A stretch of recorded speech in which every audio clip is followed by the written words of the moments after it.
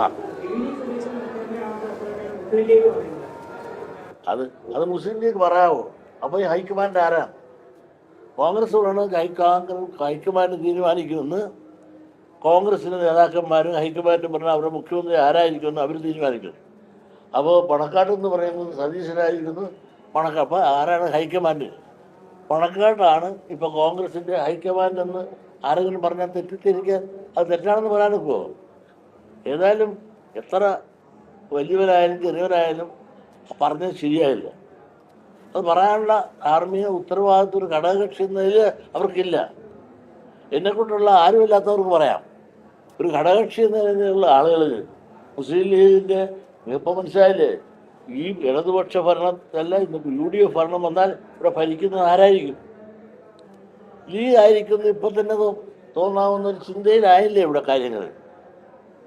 പണ്ടും തന്നെ എന്താ, പാവപ്പെട്ട ഉമ്മൻചാണ്ടി മുഖ്യമന്ത്രിയായിരിക്കുന്ന കാലത്ത് വകുപ്പും അതുപോലെ മന്ത്രിയും എവിടുന്നാ പ്രഖ്യാപിച്ചത്? ഇതൊക്കെ നമ്മൾ കണ്ടതല്ലേ.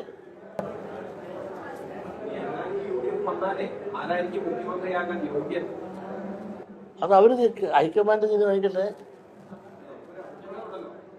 ഞാൻ അവരാകുമെന്ന് ഒരിക്കലും പ്രതീക്ഷിക്കാത്ത എനിക്ക് ഒരു പേര് പറയേണ്ടത് കാര്യം.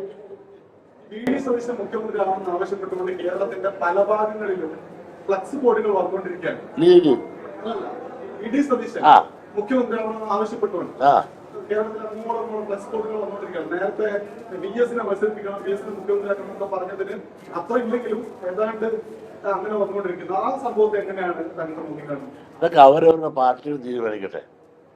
കാരണം ഇതാണ് ഇപ്പോൾ ഭരണത്തിൽ വരാന്നതിന് മുമ്പ് തന്നെ VD സതീശനാകണമെന്നും അതല്ല രമേശ് ചെന്നിത്തലയാകണമെന്നും അതല്ല സെൻട്രലിൽ നിന്ന് വേണുഗോപാലിനാകണമെന്നുള്ള മത്സരം നമുക്ക് നമ്മളെല്ലാം അരിയാഹാരം കഴിക്കുന്നവരല്ലേ, നമ്മളെല്ലാം കാണുന്നുണ്ട്.